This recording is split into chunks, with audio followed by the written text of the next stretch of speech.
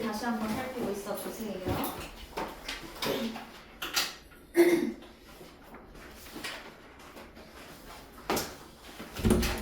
쌤, 지각생 들어올 때 촬영하고 있으니까 조심히 문 열라고 좀 해주세요.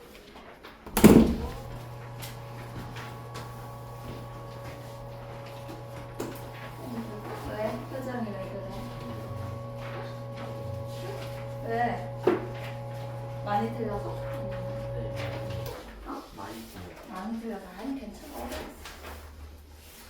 질문 읽고 있어라. 질문한다. A, E, I, O가 뭔지 대답할 수 있어야 돼.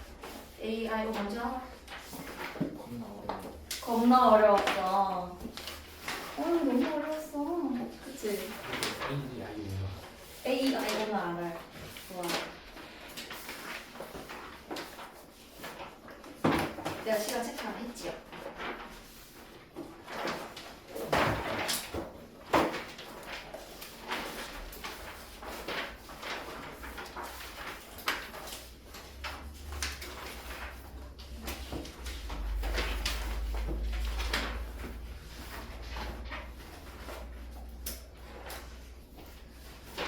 내가 시간 체크 안 했죠? 몇 시간 체크 안 했어? 깜빡이. 응? 오늘 좀 더 꼼꼼하게 봤어? 진짜? 꼼꼼하게 질문한 대답 잘 나왔나? 기다릴게.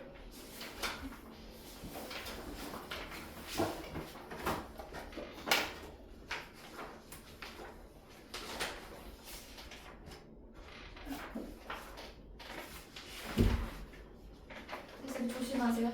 건드리면 물어줘야 돼요. 네. 이제 앉으시고요. 숙제한 거 펼쳐놓고 질문 다시 읽고 있으세요.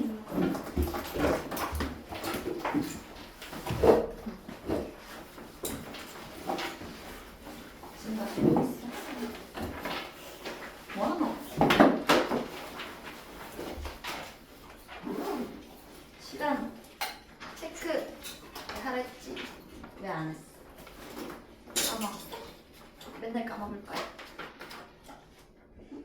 다음에 까먹을까 안 까먹을까? 꽃 앞에서 꼼꼼하게 안 했지? 여기 딱 보인다 지금. 지문 얼마나 어려운데 천재야. 응? 꼼꼼하게 복습해야 해. 다시 읽어. 표시가 너무 없어. 하영아 이거 얼마나 어려운데. 이런 건 독해력이 안 는다니까. 틀린 문제도 다시 살피고 지문 여러 번 읽어라 했지요? 잠깐만요.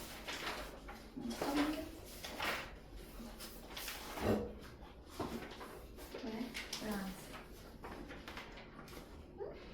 깜빡했어? 지금 몇 개를 깜빡하네. 옷 아파서 깜빡해서 안 하고 시간 깜빡해서 안 하고 체중 깜빡해서 안 하고.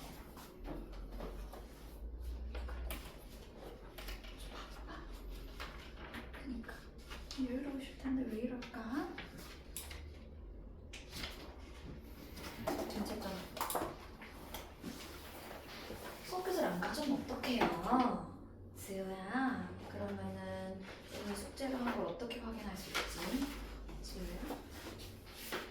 집이 머니? 좀 멀어? 얼마나 걸려? 20분. 현지쌤은 책 안 가져오면 어떻게 하세요? 찍어서?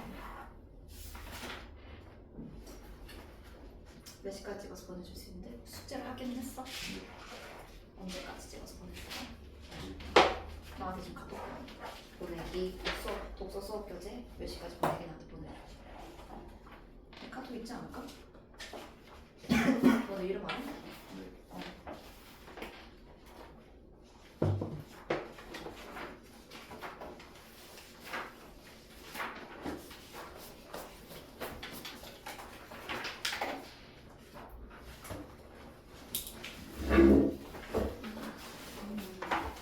너무 어려워. 이와 같이 빨리빨리 해야 돼. 친구들한테 미치는 질문들이 빨리 이해가 안 돼가지고. 그쵸? 힘들어. 오래 걸렸어. 좋아. 시간을 주셨네.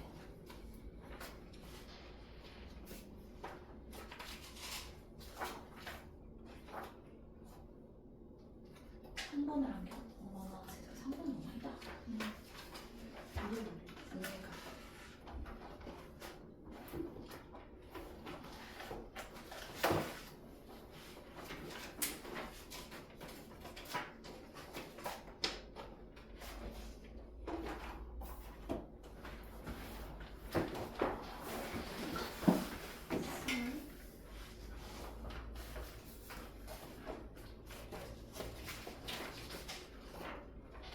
설명 다시 봤어?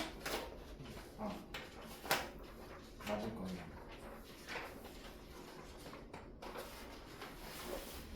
됐잖아.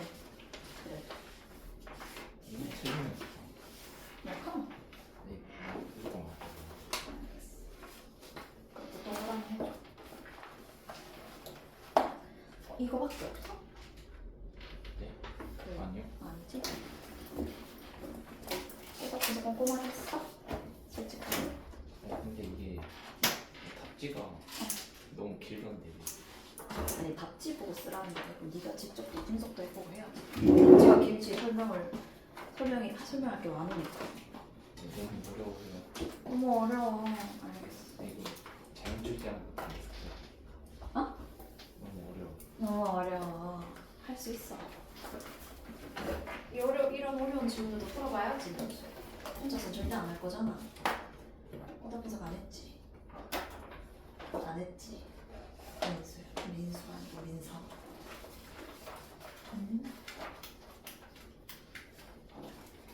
계속 읽어봐야 하는데 민서가.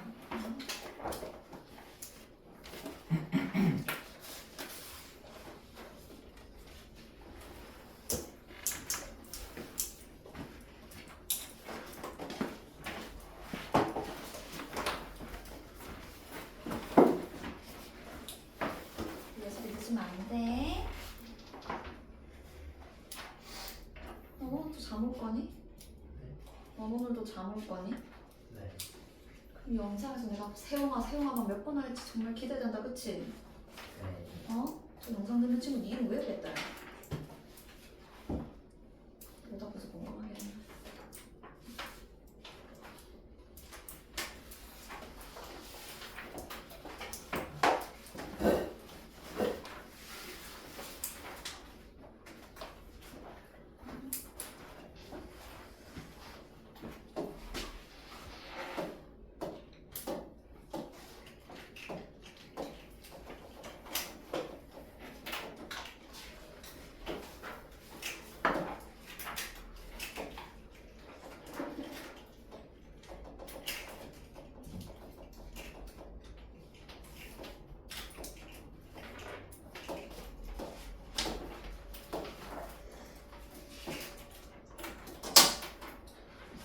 자, 모의고사 나 이미 받았다 손. 좋아요.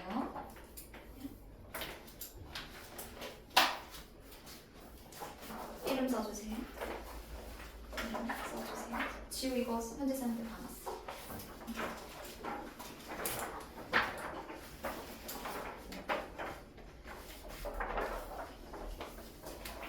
큰일 났다. 저 잠 온다. 이 잠오지?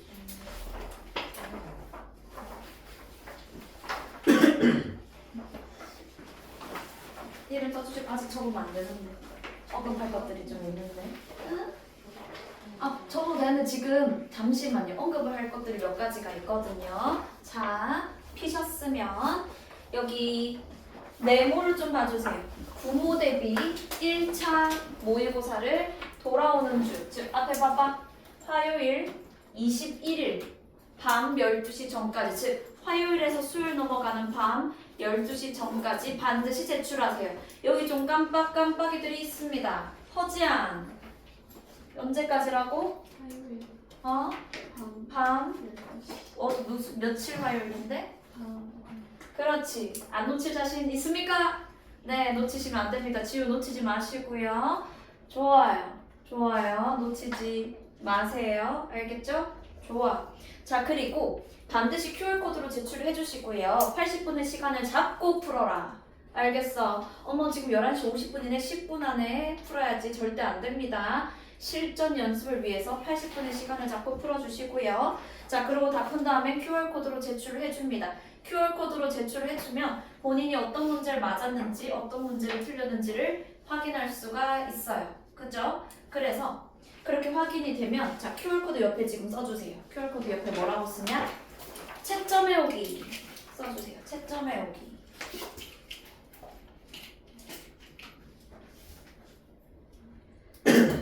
그리고 돌아오는 주 수업 때, 즉 다음 주 수업 때 챙겨오기라고 써주세요. 다음 주 수업 때 챙겨오기. 반드시 독서 수업과 문학 수업에 전부 챙겨오셔야 됩니다. 이해했어요? 여기 그러면 이제 나오세요. 자, 그리고 한번 확인할게요. 아니요, 뚜껑이 이미 마무리됐어요. 자, 여기 안 보자. 뭐가 안 낸 친구가 있나? 허지안 1주차 안 낸 거. 돌아오는 주 화요일 전까지는 이미 제출했나요? 2주차는 좋아요.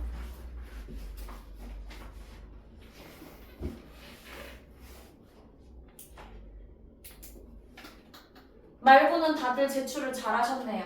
좋아요. 얘들아, 지금처럼 우리 친구들 어휘 테스트는 이제 무조건 개인 페이지에서 돌아온 주 화요일 12시 전까지 제출을 해주셔야 됩니다. 2주차 어휘 테스트 지금 열려 있거든요. 화요일 전까지. 그러니까 어휘 테스트도 화요일 12시 전까지, 그리고 QR코드 제출도 밤 12시 전까지. 나랑 연락하고 싶어요? 밤 12시에? 나도 좀 자자. 알겠죠? 좋아요. 확인해본다잉. 자, 그러면 수업교재를 먼저 좀 펴주실래요? 수업교재 페이지 4쪽을 좀 펴주실래요? 니는 그냥 앞에 보세요, 정지우씨.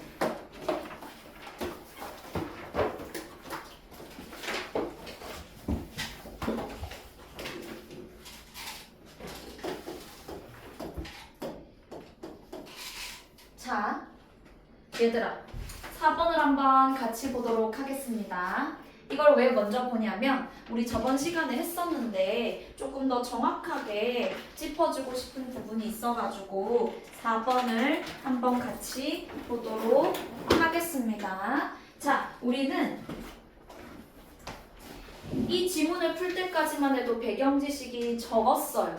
앞에 지문이 아주 불친절한 지문이었고요. 그쵸? 근데 우리는 과제집 데이 1부터 6까지 문제를 풀어내면서 여러 가지 배경 지식을 쌓았습니다. 자, 그러면 질문할게요.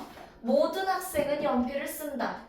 이거는 A, E, I, O 중에 어디에 해당할까요? 박민수 씨. 박세호? A. 너무 잘했습니다. 정답은 A입니다. 전칭 긍정. 무슨 말인지 알죠? 전칭 긍정 A. 지금 이게 무슨 말인지 모르겠다 하는 친구는 똑바로 공부를 안 해온 겁니다. 자, 전칭 긍정은 A, 전칭 부정은 E, 특칭 긍정은 I, 특칭 부정은 O입니다. A, E, I, O. 전칭 긍정이 뭐야? 주어에 해당하는 원소 전체에 대한 명제잖아요. 맞죠? 그 전체의 주어에 해당하는 원소들 전체에 대해서 긍정하는 게 전칭 긍정. 주어에 해당하는 원소들에 대해서 전체에 대해서 부정하면 전칭 부정. 주어에 해당하는 원소의 일부에 대해서 얘기하는데 긍정하면 특칭 긍정. 주어에 해당하는 원소들 일부에 대해서 얘기하는데 부정하면 특칭 부정이었습니다. 자, 얘는 A입니다. 그쵸? 전칭 긍정 A입니다. 그쵸? 자, 그리고 두 번째 명제. 어떤 학생도 연필을 쓰지 않는다. 어떤 학생도 연필을 쓰지, 너는 눈으로 익혀. 어떤 학생도 연필을 쓰지 않는다 같은 경우에는 얘들아 좀 중의적으로 해석할 수 있지만 이 명제는 이렇게 해석하셔야 됩니다. 이 문제를 풀기 위해서는 그 어떤 학생도 연필을 쓰지 않는다, 그 누구도 연필을 쓰지 않는다, 이렇게 해석을 한다면 저것은 A, E, I, O 중에 무엇일까요? E입니다. 전칭 부정입니다. 이해했어요? 우리 지금 이거 무슨 말인지 알겠어요? 좋아요.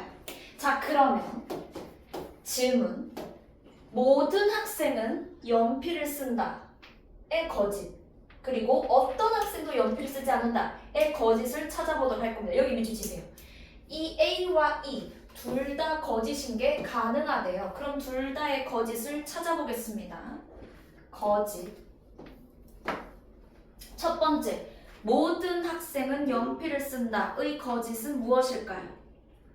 A, E, I, O 중에 무엇일까요? 자, 쌤 보세요. 자, 지금 일요일 지금 2시죠. 일요일 2시 반 학생들은 모두 연필을 쓴다의 거짓이 되려면 어떤 조건이 필요할까요?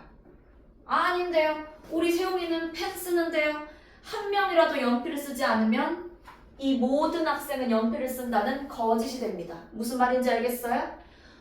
다시 말해서 모든 학생은 연필을 쓴다가 거짓이 되려면 모두가 연필을 쓰지 않는 게 아니고 한 사람이라도 연필을 쓰지 않으면 이 명제는 거짓이 됩니다. 하연이 이거 무슨 말인지 알겠어요? 좋아요. 모든 학생은 연필을 쓴다의 거짓은 어떤 학생은 연필을 쓰지 않는다 입니다. 한 명이라도 연필을 쓰지 않으면 이 A 명제는 거짓이 된다. A의 거짓은 어떤 학생은 연필 쓰지 않는다입니다. 우리 지우는 눈으로 쓰고 있지? 좋아요.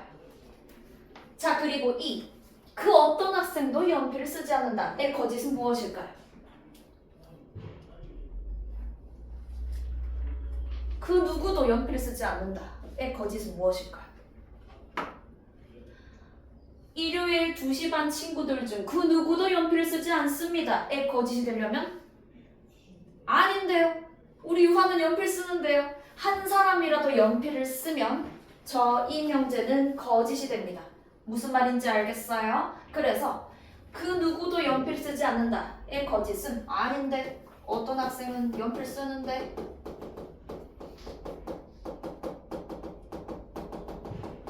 이 되는 거예요. 이해됐어? 좀 이따 다시 또 할 거야. 그때 대답 잘해줘야 돼요. 우리 워밍업을 해볼까? 어떤 학생은 연필 쓰지 않는다는 A, E, I, O 중에 무엇일까요?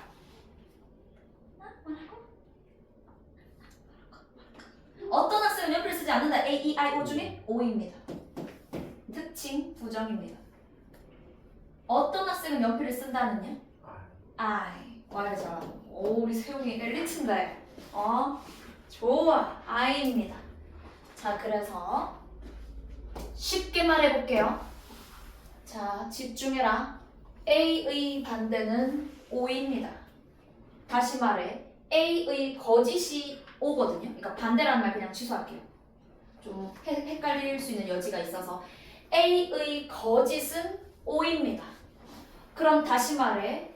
O의 거짓은 A입니다. 한 번 더 할게요. A가 거짓이라면 O는 참이 됩니다. 무슨 말인지 알겠어요? O가 거짓이라면 A가 참이 됩니다. 무슨 말인지 알겠어? 좋아요. 그리고 E의 거짓은 I. I의 거짓은 E가 됩니다. 둘 중 하나만 참이 될 수가 있습니다. 이해됐어? 좋아. 그러면 우리 과제집으로 가보도록 하겠습니다. 과제집.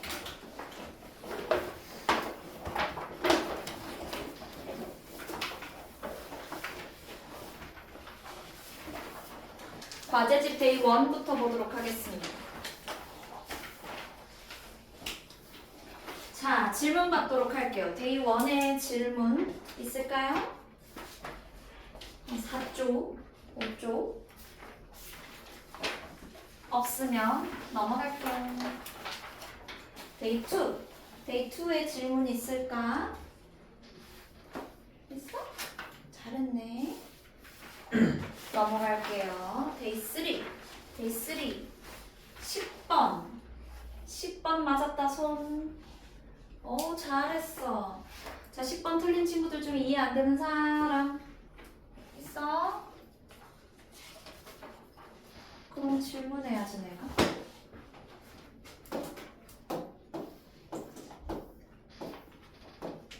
어딨노?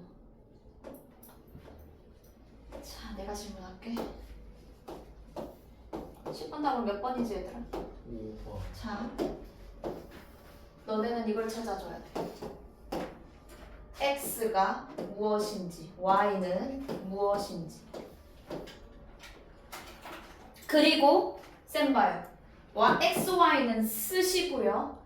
q는 찾아서 형광펜 해보세요. 시작. 1분.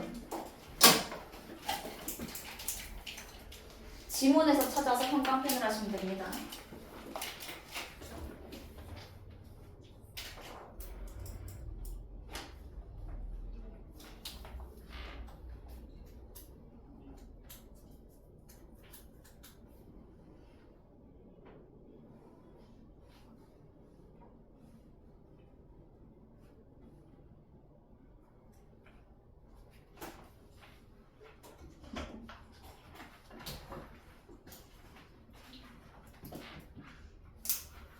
했으면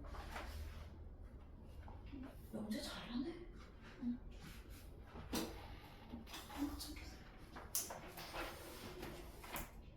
응.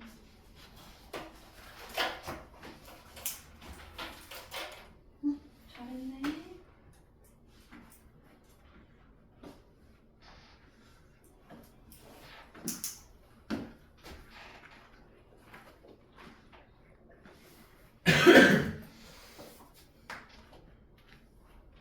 초 뒤에 하겠습니다. 자, 앞에 봐요.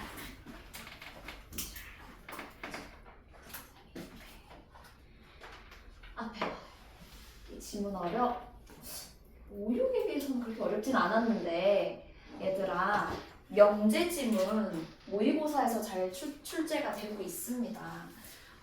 명제 지문은 얘들아 논리학이잖아요. 정말 논리적으로 따질 수 있어야 돼요. 정말 높은 수준의 독해력을 요하거든요. 문장과 문장 사이에 어떤 의미를 잘 추론해내고 지문에 있는 내용을 이 보기와 같은 표 혹은 말에 대입을 잘 할 수 있어야 됩니다. 이런 능력은 절대 단번에 길러지지 않습니다.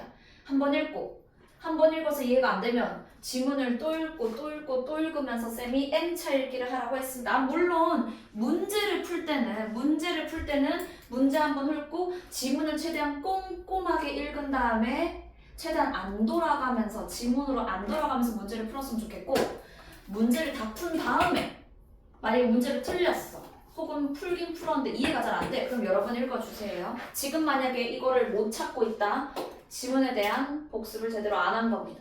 이해했어요? 자, 다음 시간에 좀 더 기대를 해볼게요. 질문 A 한번 같이 보도록 할게요.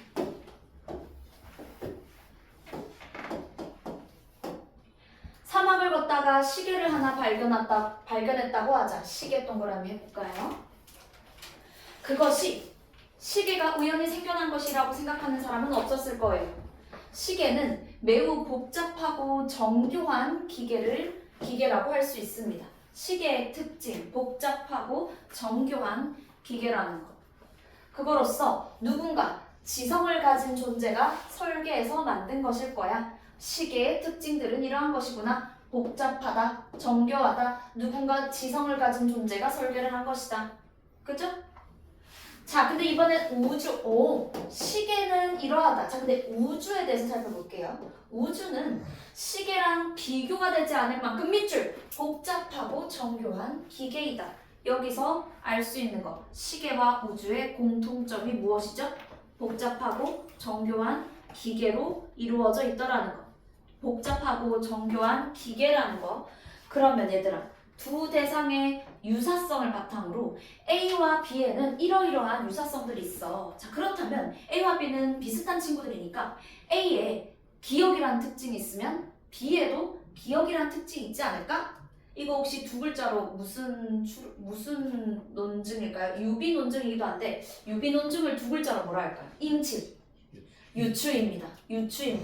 지금 우리는 시계와 우주의 공통성을 발견했습니다. 복잡하고 정교한 기계라는 거.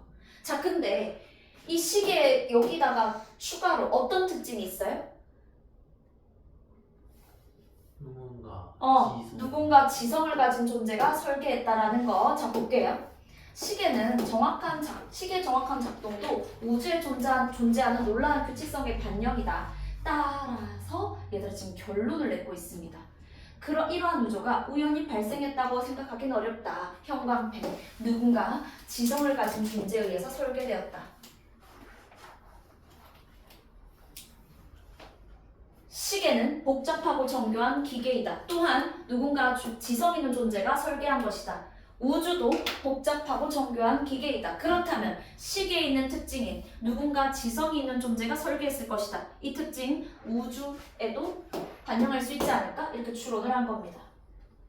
머리를 쓰셔야 됩니다. 머리를 쓰셔야 됩니다. X랑 Y 중에 지하나 뭐가 우주죠? 그렇습니다. 얘들아 무조건 너무 단순하게 시계가 먼저 나왔으니까 X는 시계겠지. 이런 연병을 떨면 안 됩니다. 오케이? 출제자들은 생각보다 더 간악합니다. 무슨 말인지 알겠어요? 자, 이게 우주. Y가 뭐야 그럼? 시계입니다. 이해됐어? 그래서 시계에 Q의 성질이 있으니까 그럼 X에도 Q가 있지 않을까? 여기서 이 Q는 누군가 지성을 가진 존재가 설계했을 것이다 입니다. 답은 5번이에요. 이해했어요? 얘를 발견한 게 아니고 얘들아 마지막 결론이 뭐였어? 우주도 지성을 가진 존재가 설계했을 것이다 였잖아요. 그 말이 들어가야죠. 그쵸? 좋아요. 자 그러면 또 질문 있을까요? 데이 3 없으면 데이 4로 가보도록 하겠습니다. 자 데이 4 가보면 데이 4 질문 있을까요? 15번 같이 보도록 하겠습니다. 이것도 적어주세요. 그 원명제랑 배우명제가 뭐예요? 어? 지문에 있었는데? 그 16번에서 자 이거 봐요. 얘들아 지금 질문이 들어왔는데 자 봐봐요. 여기 봐. 지문입니다. 합성 명제에서 만일 A면 B다 의 형태를 지닌 문장을 가언 명제 또는 조건 명제라고 하면 집중해요. A를 조건, B를 결론이라고 합니다. 얘가 조건, 얘가 결론이다. 그죠? 이때 만일 B가 아니면 만일 B가 아니면 A도 아니다. 이런 명제를 원명제의 대우라고 한다. 그러니까 이거예요. 쌤 보세요. 만일 A면 B다 의 대우는 만약 B가 아니면 A가 아니다. Not B, not A가 대우 명제인 겁니다. 이해됐어요? 그래서 뭐뭐라면을 물결로 한다면 자 여기 표시할게요. 원명제는 A 화살표 B, 대우 명제는 not B 화살표 not A입니다. 자 그럼 세용아 만약 C라면 D이다는 원명제입니다. 대우 명제를 만들어주세요. 만약 D가 아니라 C가 아니다. 그렇지. 이해됐어요? 좋아요. 조건과 결론의 순서가 바뀌고 not을 붙여주면 대우 명제가 되는 것입니다. 이해됐어요? 좋아요. 그래서 이때 원명제가 참이면 대우 명제가 참, 원명제가 거짓이면 대우 명제는 그러니까요. 원명제의 참과 거짓에 따라서 대우 명제의 참과 거짓이 똑같이 이루어지는 겁니다. 이해됐어요? 자 그러면 원명제가 참도 거짓도 아니면 대우 명제도 참, 거짓 판별할 수 없는 겁니다. 유화, 잠 안 오는 거 맞아요? 요즘 너무 잔다. 이 잠 귀신이 저기 갔네. 좋은 거 하나 아니면 싫어? 아니. 주세요. 자, 자지 마라. 아이 사이 좋은 화정 친구들 좋아요. 쌤이 나중에 맛있는 거 아까 사줄게. 알겠지? 오늘 민수는 괜찮아요? 좋아요. 자 그러면 16번 맞은 사람 손. 16 맞았다. 뭐야 전멸이야? 맞았고 맞은 거 맞죠? 16번도 맞은 사람. 우리 너 MBTI 어떻게 돼? 아이는 우리 화정 친구들 아이가 너무 많아. 니는 이지? 아 아닌데. 네가 아이라고? 희한하네. 아이 죽음이 아니야? I랑 E랑 T랑 이거 좀 번갈아본다. 아 진짜요? 완벽하게 이해해요 너는. 자 16번 저 뭐 자꾸 보노? 박민수 틀렸어 16번? 아 그러면 지금 2명 말고는 다 틀렸거든요. 같이 봐야 될 것 같습니다.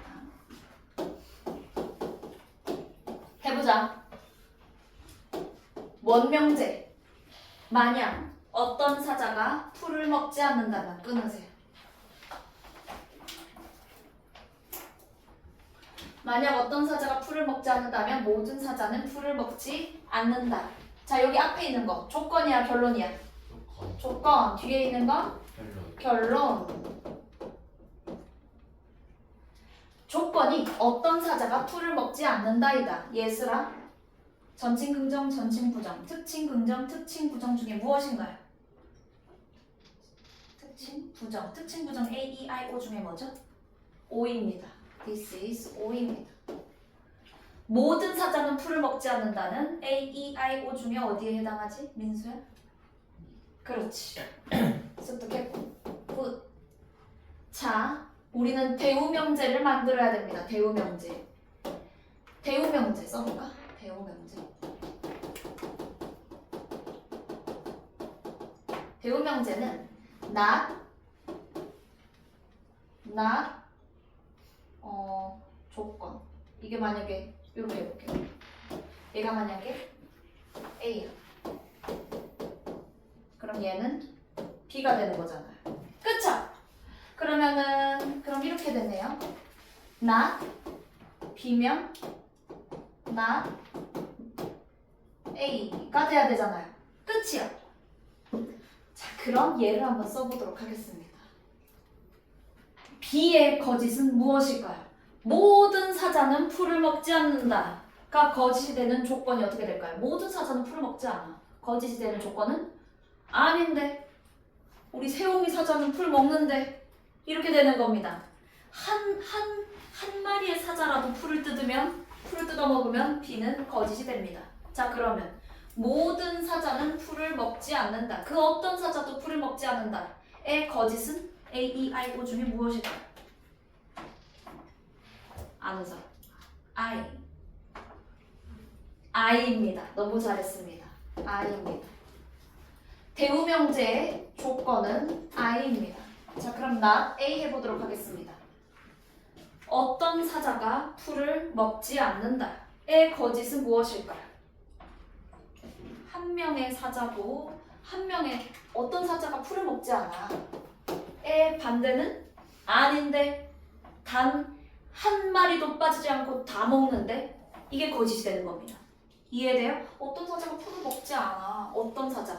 한 마리 사자가 풀을 먹지 않는 것도 어떤 사자가 풀을 먹지 않는 거고 3마리의 사자가 풀을 먹지 않는 것도 어떤 사자가 풀을 먹지 않는다입니다. 이게 거짓이 되기 위해서는 단 한 마리의 사자도 단 한 마리의 사자도 빠짐없이 풀을 먹어야 되는 겁니다. 어떤 사자가 풀을 먹지 않는다의 반대는 무엇일까요? 한 마리의 사자도 빠짐없이 다 먹어야 된다니까. 그러면 조건 O의 거짓은 뭘까요? 뭐라고? 맞아. A입니다. 대우명제의 결론은 A가 되는 겁니다.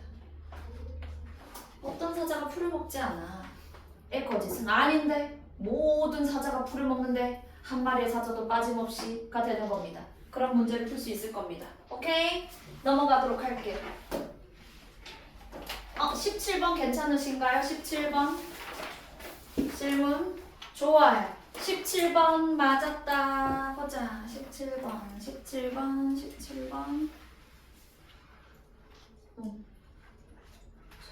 자, 맞았어. 잘했어. 생각보다 어렵지 않습니다. 우리 질문은 학교가 화수만 미안해. 화정. 배경. 미안합니다. 너무 오랜만에 봐가지고. 미안해. 배경이었구나. 자, I명제 한번 같이 보도록 하겠습니다. I명제는 전칭긍정, 전칭부정, 특칭긍정, 특칭부정. 와요. 아이씨고 난리 났다. I는 특칭, 긍정입니다. 그쵸? 특징 긍정. 특징 긍정의 예시 문자를 만들어 볼게요. 예시 명제. 어떤 슈구 학생은 우리 지우 백양고 학생.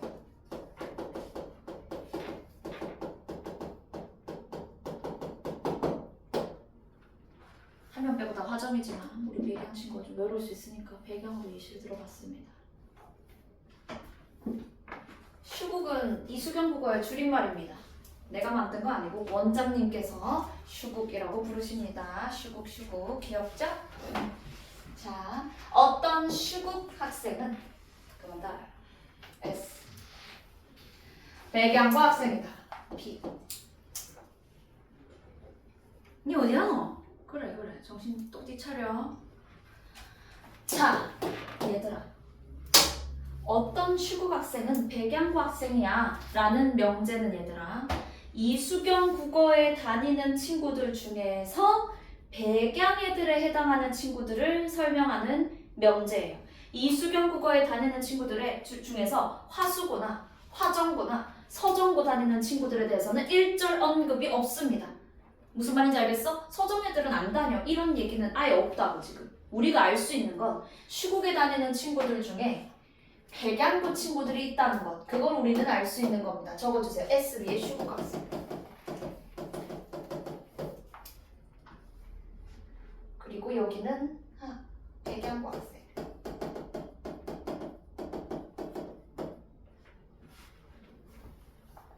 그러니까 어떤 슈국 학생은 백양고 학생이다는 가나 다 중에 무엇에 대해서 언급하는 명제인가요? 박민수? 다시 한번. 이수경 국어에 다니는 슈국 학생들 중에는 백양고 학생들이 있다. 저 말하는 거잖아요. 어떤 슈국 학생은 백양고 학생이다. 이수경 국어에 다니는 친구들 중에 백양고 학생들에 대해서 언급하는 명제이다. 그러면 이 명제는 어떤 슈국 학생은 백양고 학생이다. 이 명제는 가나 다 중에 어디에 있는 원소들에 대해서 이야기를 하는 거죠? 나. 그렇지. 여기입니다. 이수경 국어 슈국 학생들 중에서 백양고 학생들, 여기 나에 들어가는 원소에 대해서 얘기하는 거라고. 지구나. 또 백양에 누구 있지? 있거든요. 여러 친구들. 백양이들에 대해서 이야기하는 나 부분입니다. 이해됐어요? 자, 그러면 얘들아 쌤 보세요. 가에는 어떤 친구들이 들어갈까요? 뭐 화정고, 무원고, 화수고, 뭐 도래울고가 있겠죠. 근데 여기에 대해서 언급하는 게 아니라고. 여기엔 그래서 어떤 원소들이 있는지 몰라. 근데 우리가 알 수 있는 건 뭐야? 슈국에 다니는 친구들 중에 백양이들이 있다라는 거. 자, 그러면요. 백양고 친구들 중에 슈국 학생이 아닌 친구들도 있어. 뭐 안녕제 땡에 다니는 친구라든지 저기 김정땡 국어학원이라든지 혹은 국어학원 안 다니는 친구들도 있을 거 아니에요. 그쵸? 그런 친구들에 대해서는 언급이 없습니다. 다시 말해 백양고 학생인데 이수경 국어 학생이 아닌 친구들에 대해서는 우리는 이 명제를 통해서 알 수 없다고요. 우리가 알 수 있는 건 그냥 슈국 학생들 중에서 백양 학생들이 있다라는 거. 이 나밖에 없다고요. 이해됐어? 좋아요. 자, 그러면 밑에 있는 글을 한번 보도록 하겠습니다. 정원 명제에서 원소의 포함과 배제 관계는 왼쪽에 다이어그램을 통해서 알 수 있는데 원소가 없는 부분은 B급으로, 원소가 있는 부분은 X 표시를 하라고 하네요. 원소가 있는 부분은 X 표시하래요. 가, 나, 다 중에 지구야. 어디에 표시해야 될까? X를? 원소가 있는 부분이니까? 나. 그렇지. 너무 잘했어요. 여기. 이해됐어?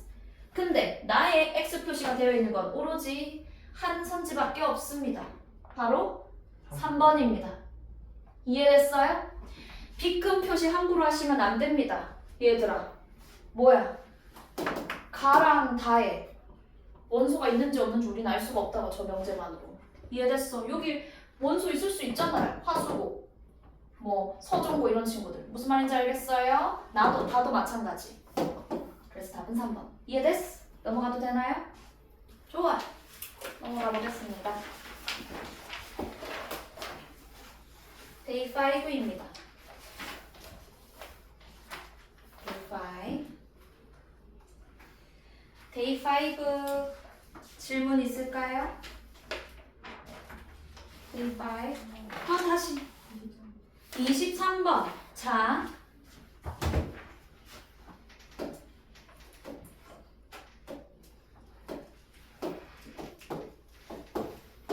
23번 하려면 우리 친구들은 지금 데이 5에 있는 내용들이 머릿속에 들어가 있어야 됩니다.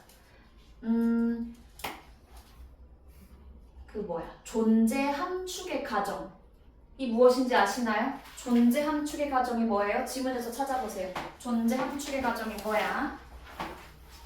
알아요? 뭐죠? 주어에 해당하는 저 집합 S의 원소가 실존한다고 전제하는 거예요. 맞아요. 집합 S에 대해서 무조건 존재한다고 보는 가정이 존재 함축의 가정입니다. 자, 그리고 그것에 대해서 전통적 해석과 현대적 해석의 차이가 있습니다. 그 차이를 아시나요?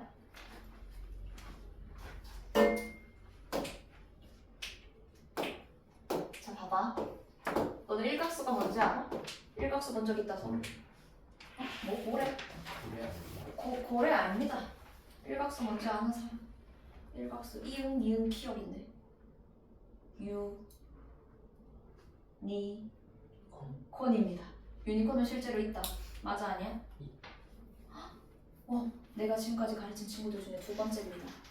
저번에 화수고의 김건우 씨가 자기는 본 적 있다라고 구라를 치더라고요. 여기도 구라쟁이가 한 명 있네요. 유니콘은 실제로 존재하지 않는 전설 속의 동물입니다. 오케이? 자, 그래서 아니 주어의 존재 자체가 불확실하지 않아? 라고 반문할 것이다. 이처럼 자 읽어볼게. 정언명제 중에 전칙명제의 성격에 대해서는 관점에 따라 다르게 해석할 수 있습니다. 관점이 두 가지가 나옵니다. 전통적인 해석학자들과 현대적인 해석. 전통적인 해석에선 얘들아 자 전칙명제를 포함한 모든 정언명제에서 집합 S 원소가 실제한다고 봅니다. 다시 말해 센바요. 전통적 해석에서는 전칙명제도 특칙명제도 주어 S가 무조건 실존한다고 봅니다. 즉 존재 함축의 가정을 전칙명제에서도 특칙명제에서도 하는 겁니다. 자, 그럼 우리 친구들이 찾아보세요. 현대적 해석에서는 어떤 명제에 대한 존재 함축의 가정만 인정하나요? 찾으세요. 찾고 얘기하세요. 현대적 해석에서는 어떤 명제에 한해서만 존재 함축의 가정을 인정하나요?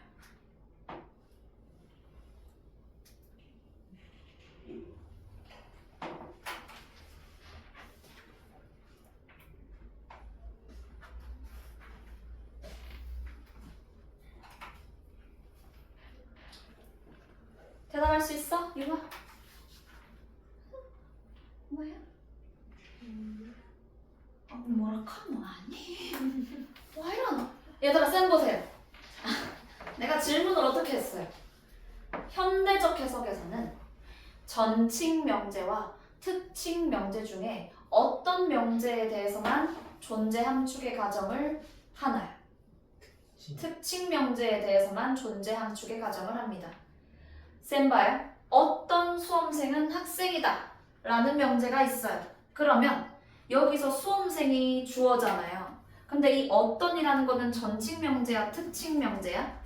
특칙 명제죠. 그러면 현대적 해석도 특칙 명제에 한해서는 주어가 무조건 존재한다고 봐요. 수험생 무조건 있다라고 보는 거야. 이와 달리 모든 수험생은 학생이다 는 전칙 명제야 특칙 명제야 박민수? 오늘 남겨갖고 7시 반까지 남겼다. 모든 수험생은 학생이다. 전칙명제야 특칙명제야? 전칙명제. 현대적 해석에서는 전칙명제에 대한 존재 함축의 가정을 하나요? 안 합니다. 그래서 모든 수험생은 학생이다는 만약에 수험생이 있다면 그 수험생들은 다 학생일 거야가 되는 겁니다. 자, 그러면 했어 우리. 할 수 있어 이제. 23번. 너 처음에 몇 번 했니?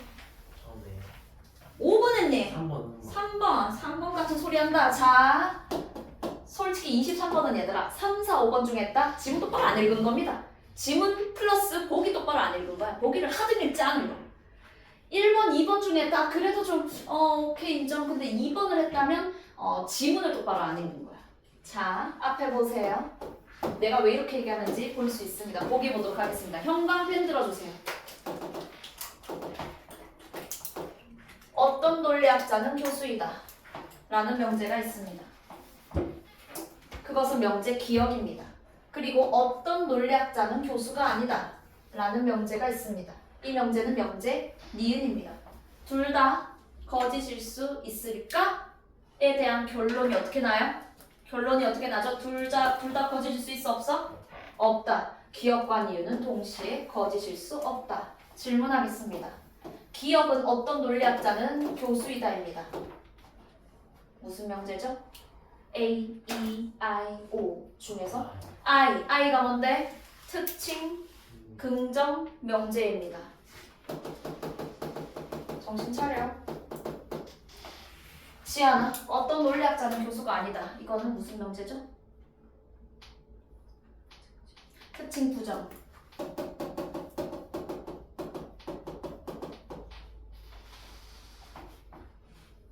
오케이? 자,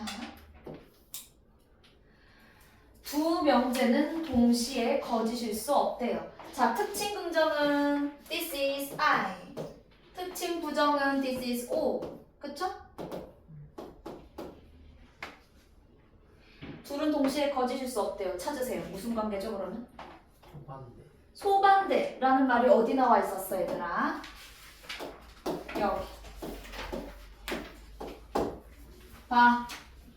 니은의 I와 O는 동시에 거짓일 수 없는 소반대 관계다. 이해됐어? 자, 따라서 보기는 I와 O가 소반대 관계라는 것을 주장하는 보기입니다. 내가 그래서 3, 4, 5번 어이가 없다는 거예요. 지금 3, 4, 5번을 했습니다. 전칙 명제에 대해서 얘기하는 게 아니잖아요. 그치? 전칙 명제들 간의 관계가 나와 있는 게 아니에요. 특징 명제들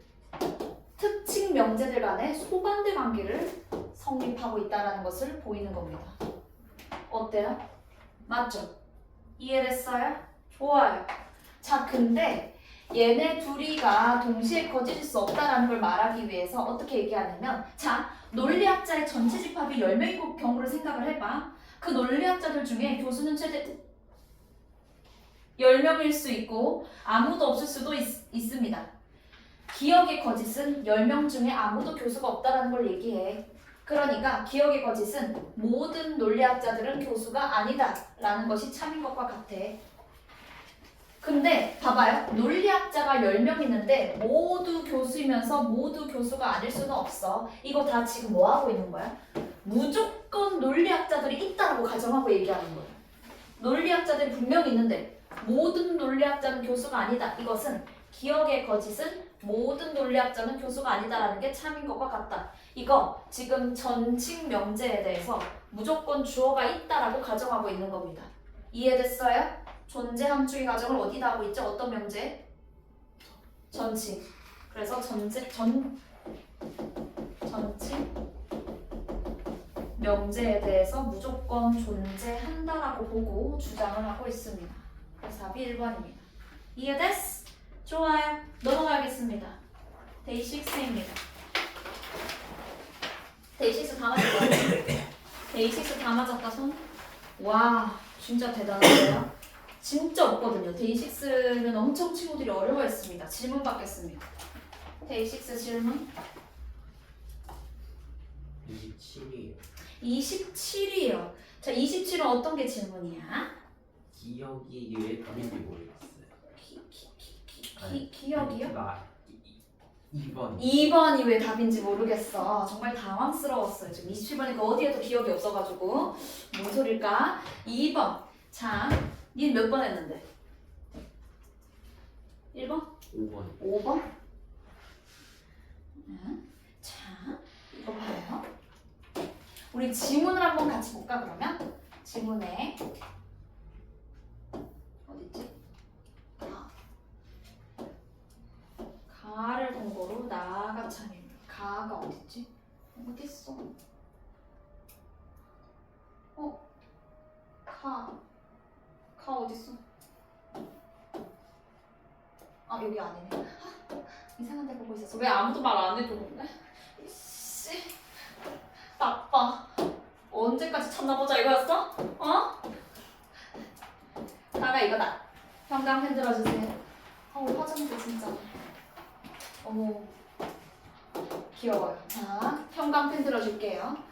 금형제가 참이라면 문제에 직면하게 된다. 그래서 모순율은 참으로 인정돼야 된다.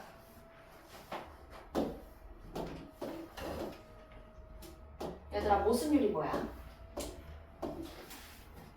모순율이 뭔데? 사유법칙. 자, 쌤 봐요. 내가 누누이 얘기했습니다. 여러 번 읽어보세요. 그래서 이렇게 피드백을 할 때 머릿속에 배경 지식이 있어야지 수업이 도움이 됩니다. 그냥 멍 때리고 있으면 돈 버리는 거예요. 알고 계시죠? 좋습니다.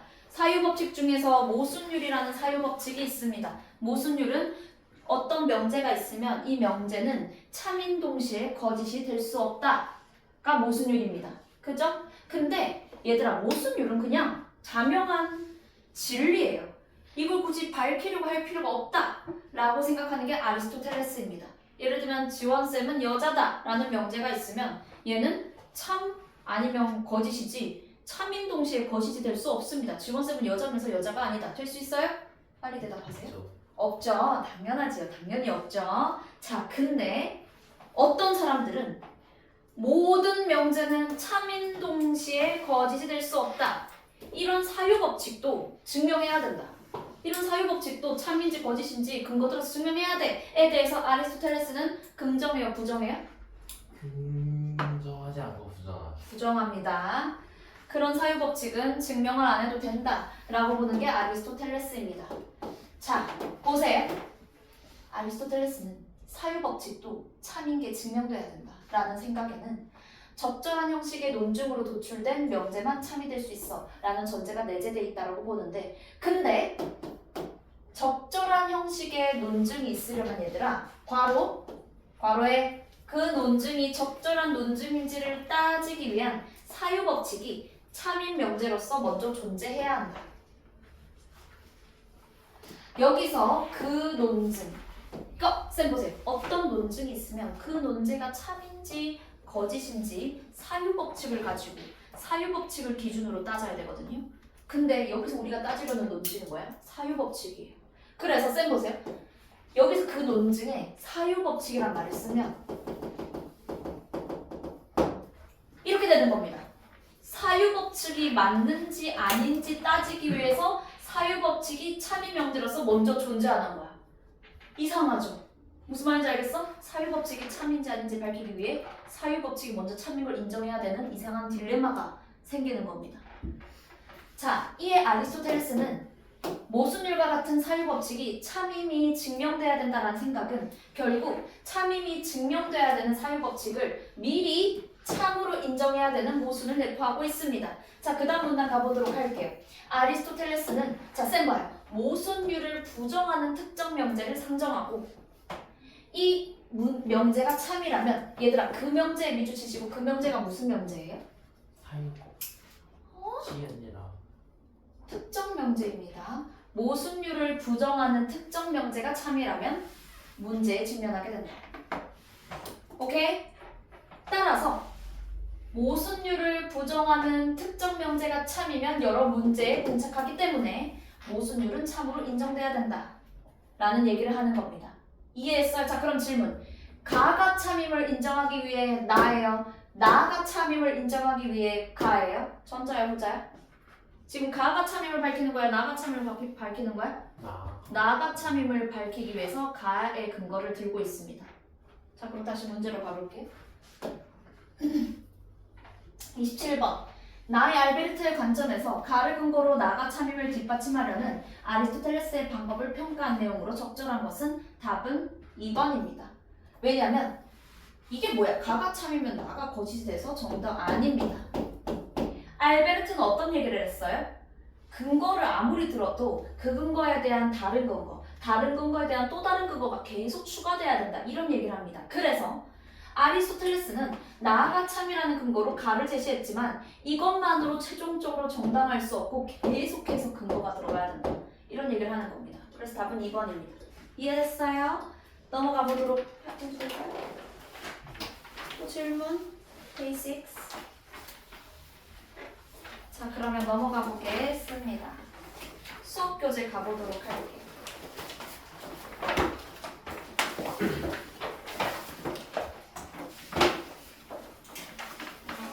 수업 교재 10. 수업 교재에 대한 질문도 있을까요? 수업 교재?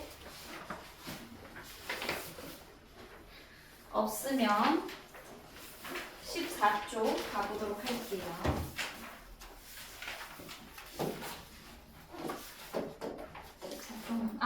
얘들아, 지금 몇 쪽을 펼 거냐면, 저기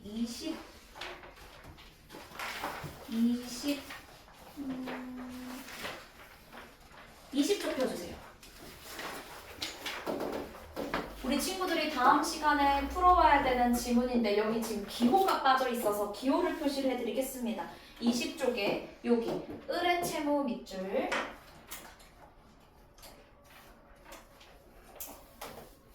기억이라고 써주시고요. 좋아요. 자, 그럼 이번에는 여기 을이 그림 A를 넘겨주지 않을까? 여기 문단에서 여기 결국 채무는 이행불능이 되었다. 여기 밑줄 가입니다.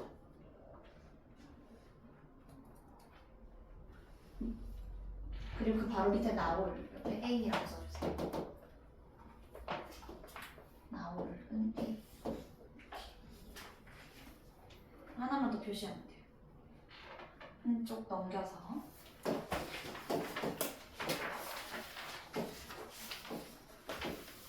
여기 갑의 채권에 니은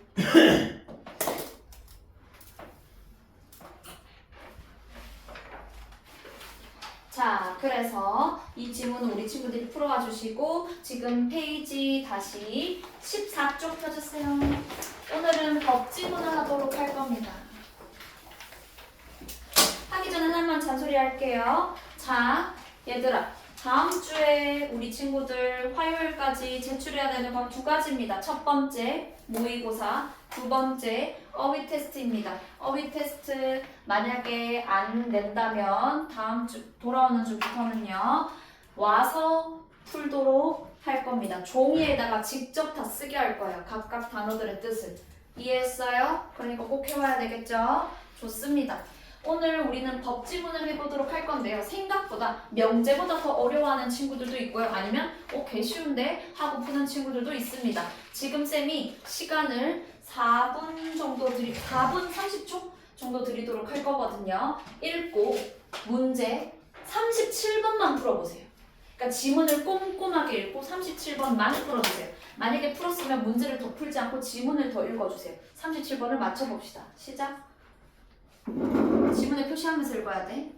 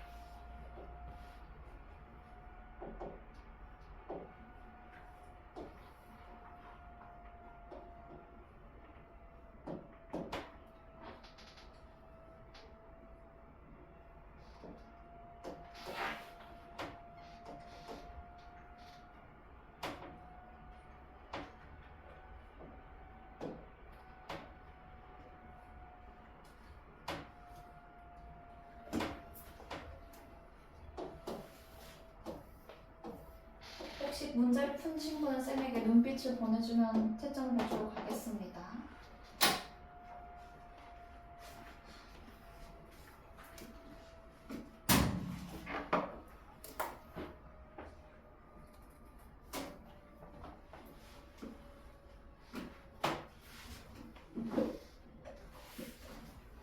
지우야, 표시하면서 연필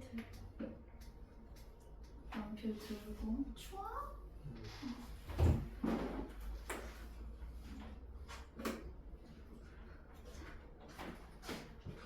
피바 아니 비버 게임이요.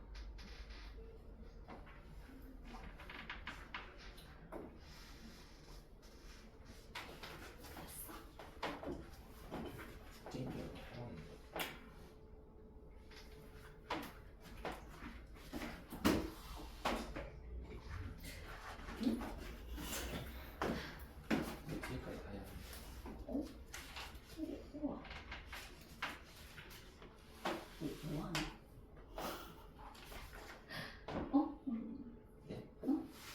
게임 줄 알고 해가지고. 이게 왜? 진짜. 우와.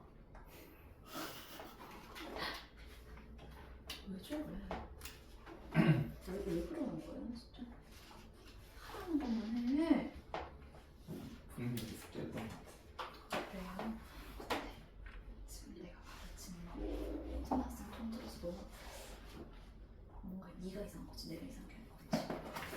이거 하고 있어.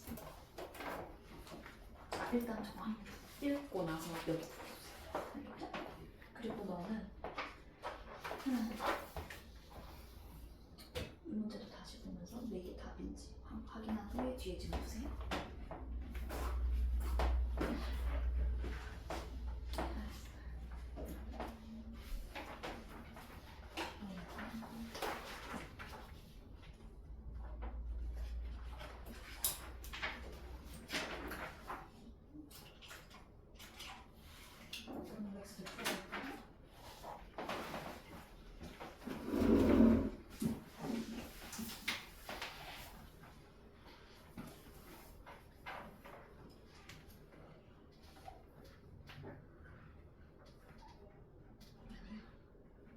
이렇게 빨리 푸는 게 중요한 거 아니야?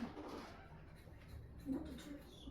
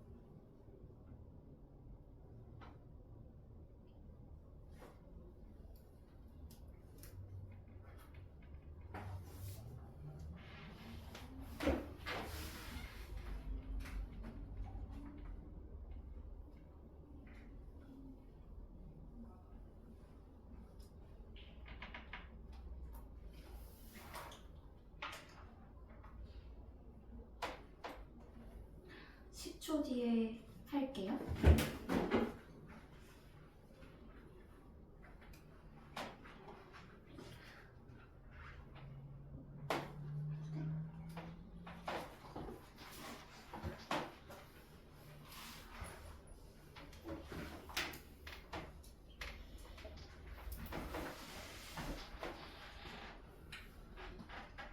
답을 결정하세요. 10, 9, 8, 7, 6, 5, 4, 3, 체크하세요. 고지를 할까? 고지를 할까?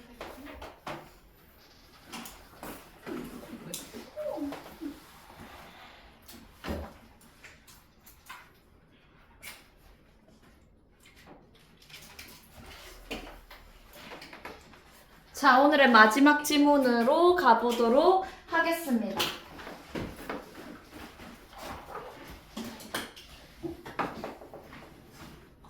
한번 같이 아주 많이 추워나? 괜찮아? 바람이 좀 오긴 하네. 참, 아니야. 끄면 뒤에 반 친구들이 너무 더워해가지고 자간 겨우면 난리 나거든요. 덥다고. 그래서 안 돼요. 켜놔야 돼요. 조금만 쉬자. 좋아요. 괜찮아요? 좋아요. 자, 그러면 수업을 해보도록 하겠습니다. 첫 번째 문단부터 보도록 하겠습니다. 많은 친구들이 37번 문제를 틀렸습니다. 맞은 사람 손? 너무 잘했어요. 지금 대부분의 친구들이 틀렸어요. 어렵다라는 거죠. 같이 한번 보도록 할게요. 우리 미리 풀어온 박민수 씨. 미리 풀어왔지만 그래도 쌤의 수업을 열심히 들어주셔야 돼요. 본인이 이해한 바와 쌤이 설명하는 게 같은지 보도록 하겠습니다. 첫 번째 문단입니다. 국가, 지방자치단체와 같은 행정주체가 행정 목적을 실현하기 위해 국민의 권리를 제한하거나 국민에게 의무를 부과하는 행정규제는 얘들아, 행정규제의 목적은 국민에게 의무를 부과하는 것이다. 맞을까요? 틀릴까요? 박세웅? 틀리다. 맞아요? 틀려요? 행정규제의 목적은 국민들에게 의무를 부과하는 것이다. OX? 민성이 어떻게 생각해? 행정규제의 목적은 국민들에게 의무를 부과하는 것이다. OX? O? 박민수? O? 허지안? O? 왜 우리 세용이 안 믿어주나? 세용이 잘했어. 가 아니라 했어요. 우리가 지금 X 해가지고 칭찬해 주려 하는데 모두 틀렸습니다. 박세용 포함해가지고. 자, 행정규제의 목적은 국민의 권리를 제한하는 것이 아닙니다. 행정규제의 목적은 행정 목적 실현을 위해서입니다. 예를 들어 볼까요? 우리 친구들 코로나 시기 때 어렸었죠. 완전 아가였죠. 초4 너무 귀여웠겠다. 그때 5인 이상 집합 금지, 7인 이상 집합 금지 이런 거 있었던 거 아시나요? 그렇게 국민들의 권리를 제한한 이유가 진짜 그냥 권리 제한을 위해서예요? 아닙니다. 최대한 사람들이 코로나 안 걸리게 하려고 한 거잖아요. 그쵸? 행정 목적 실현을 위해서 수단적으로 국민들에게 권리를 제한하고 의무를 부과하는 것이다. 이거 자체가 목표가 아닙니다. 이해됐어? 가보도록 할게요. 행정규제는 근데 행정규제의 주체는 행정주체인데요. 법률은 누가 제정해? 국회가.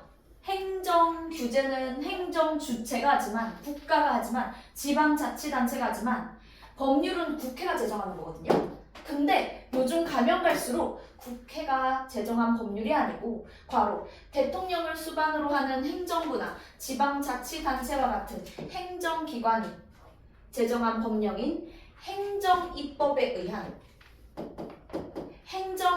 의한 행정규제 비중이 점점 커지고 있습니다. 원래는 국회가 제정한 법률에 따라서 행정규제를 한다면 요즘은 가면 갈수록 행정기관이 제정한 행정입법에 의한 행정규제 비중이 커지고 있다. 그 이유가 무엇인가요? 드론과 같은 행정규제 사항들처럼 얘들아 행정규제는 국민한테 하는 거예요. 그쵸? 드론과 관련된 행정규제 사항들처럼 첨단 기술과 관련되거나 끊고 상황 변화에 즉각 대처해야 되거나 개별 상황을 반영해서 규제를 달리해야 하는 행정규제 사항들이 점차 늘어나고 있기 때문이다. 행정기관은 국회에 비해서 이러한 행정규제 사항들을 다루기에 적합합니다. 그렇다면 행정부, 행정주체가 만드는 법, 행정입법의 유형 세 가지를 보도록 할게요. 형광펜 들어주세요. 위임명령, 행정규칙, 조례. 이 셋의 차이점을 우리는 찾아야 합니다. 공통점도 찾아야 하고요. 자, 위임 명령부터 그럼 이제 살펴보도록 할 겁니다. 보도록 할게요.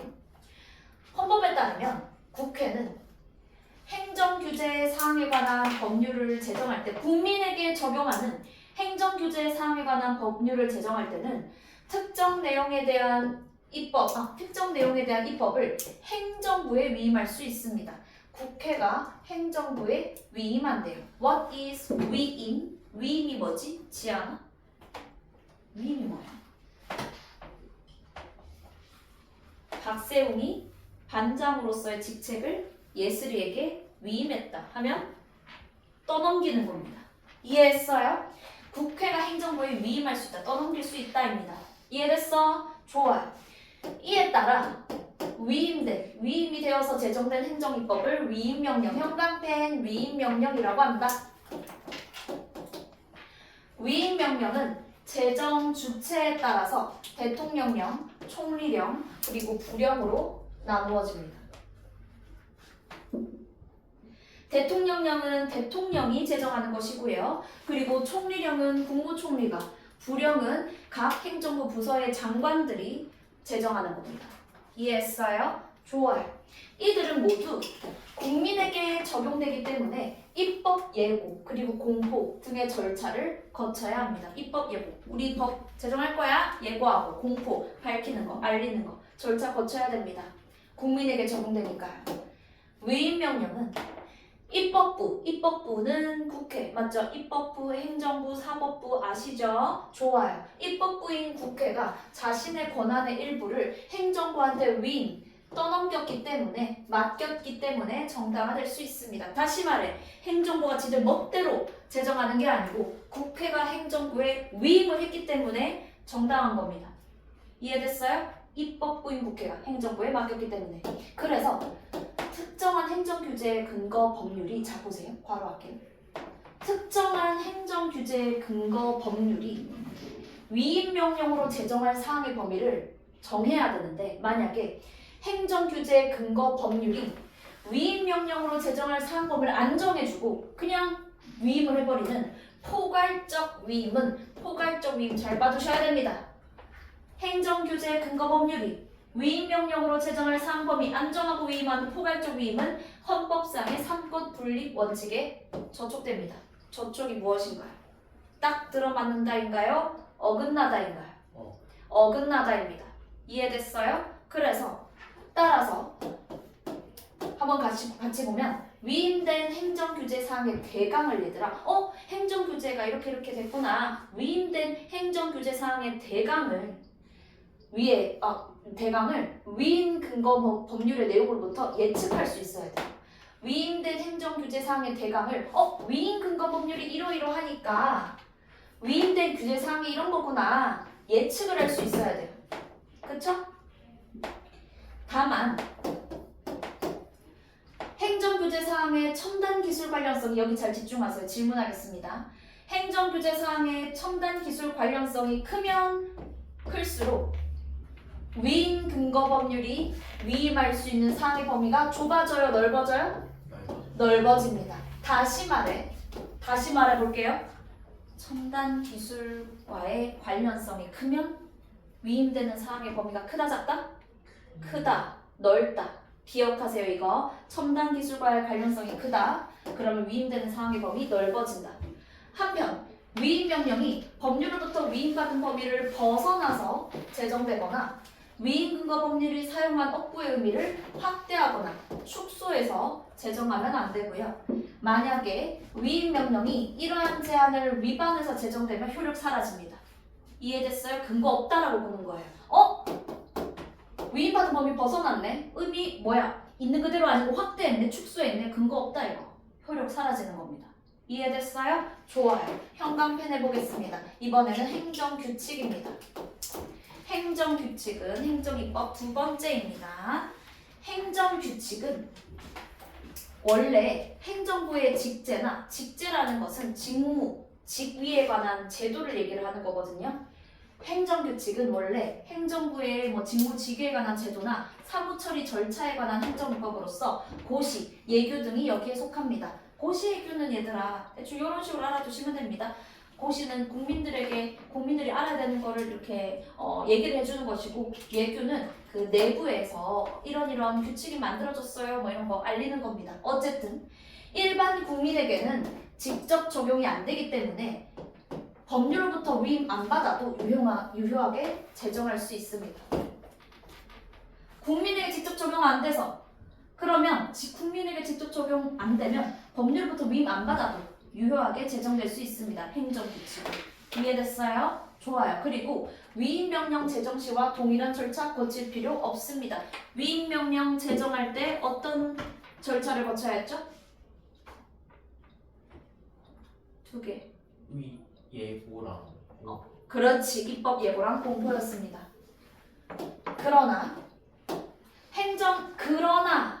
행정규제 사항에 관해서 행정규칙이 제정되는 예외적인 경우도 있습니다. 행정규제 사항. 행정규제 사항은 누구한테 적용되는 거예요? 국민한테 의무 부과하는 거잖아요. 국민에게 의무 부과하는, 그리고 국민의 권리를 제한하는 행정규제 사항에 관하여 행정규칙이 제정되는 경우가 있습니다. 그러면 위임받습니다. 그러면 위임받아요. 이해됐어요?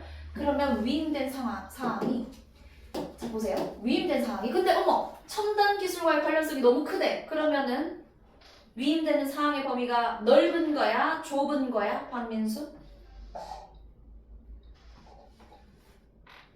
대답? 어머 세상에. 남유아? 넓은 거죠. 위임되는 사항이 첨단 기술과의 관련성이 너무너무 크대. 그럼 위임되는 사항의 범위가 넓은 거잖아요. 그쵸? 위임되는 사항의 범위가 넓은 겁니다. 너무 넓어서 위임 명령으로는 대응하기 어려워서 불가피할 경우에, 그럴 때 어떻게 하냐면, 위임 근거 법률이 행정입법의 제정 주체만 지정하고 행정입법의 유형은 지정하지 않았다면 위임되는 사항이 고시나 예규로 제정될 수가 있습니다. 오케이? 왜 멍 때리고 있죠? 고시 예규를 치셨나요? 고시 예규는 행정규칙입니다. 그죠? 이러한 경우의 행정규칙은 위임명령과 달리 입법 예고 공포를 거치지 않습니다. 행정규칙은 국민에게 적용되든 적용되지 않든 입법 예고랑 공포 거치지 않는 거구나. 마지막 조례입니다. 형광펜. 조례는 지방의회가 제정하는 행정입법으로 지역의 특수성을 반영하여 제정하고, 또 지역에서 발생하는 사안에 대해서 적용을 합니다. 자, 조례는 제정 주체가 지방자치단체 기관인 지방의회입니다. 그런 점에서 행정부에서 제정하는 위임명령, 행정규칙과 구별됩니다. 조례도 행정규제 사항을 규정하려면 법률의 위임에 근거해야 됩니다. 여기서 우리가 알 수 있는 거, 행정규제 사항에 관해서는, 행정규제 사항 누구한테 적용된다? 국민에게 적용되는 행정규제 사항에 대해서는 무조건 법률의 위임에 근거합니다. 행정규칙도 위임명령도 조례도. 또한 법률부터 얘들아 포괄적 위임을 받을 수 있대요. 다른 행정 입법과의 차이점입니다. 포괄적 위임, 즉 사항의 범위를 지정하지 않고 그냥 위임을 받을 수 있는 겁니다. 포괄적 위임을 받을 수 있지만 위임 근거 법률이 사용한 억구의 의미를 다르게 사용해서는 안 됩니다. 조례는 입법 예고, 공포 등의 절차를 거칩니다. 37번은 많은 친구들이 틀렸습니다. 많은 친구들이 지금 2번은 진짜 아니다. 유언병원에 모두 아니죠. 조례가 지역 특수성을 반영하는 거고요. 어머? 행정입법에 속하는 법령은 싹 다 국회 위임에 근거예요? 아니라 했잖여. 아까 행정규칙 중에서 국민에게 직접적으로 적용 안 되는 거 위임 안 받아도 된다 했잖아. 아니야? 그쵸? 좋아요. 자, OX 가볼게요.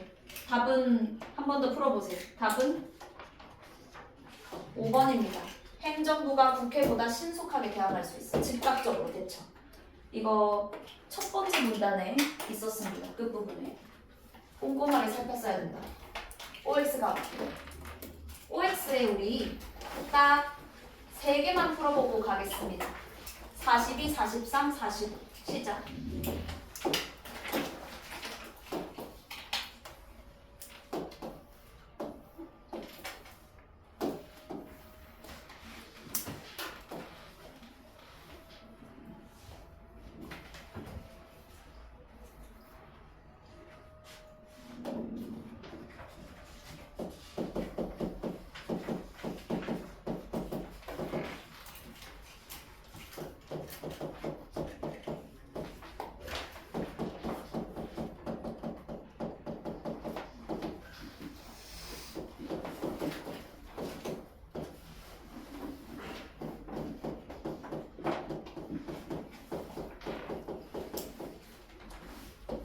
바쁜 친구는 이거 기록을 해두거나 표시해두세요.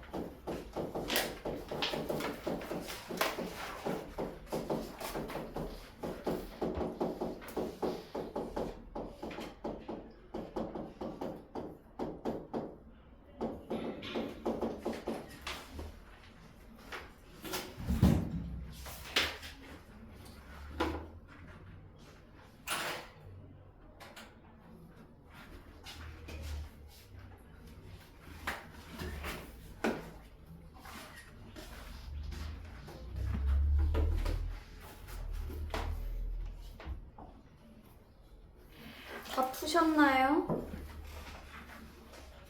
볼까?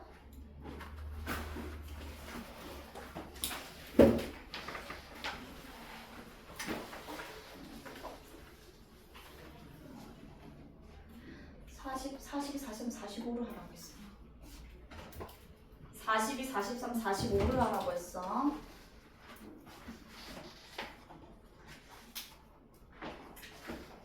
이 43, 45.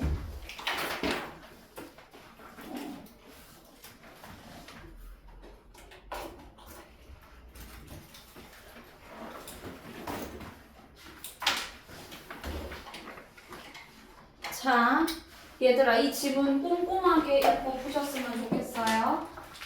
숙제를 알려드리도록 하겠습니다. 수업 교재는 26쪽까지고요. 자, 과제집은 데이 6를 하지 않습니다. 그렇다고 데이 6에 대차게 X 하지 마시고요.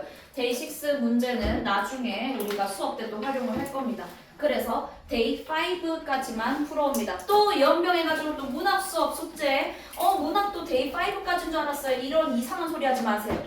문학 과제집은 데이 6까지고 독서 과제집이 데이 5까지입니다. 모의고사 잘 제출하시고요. 여기까지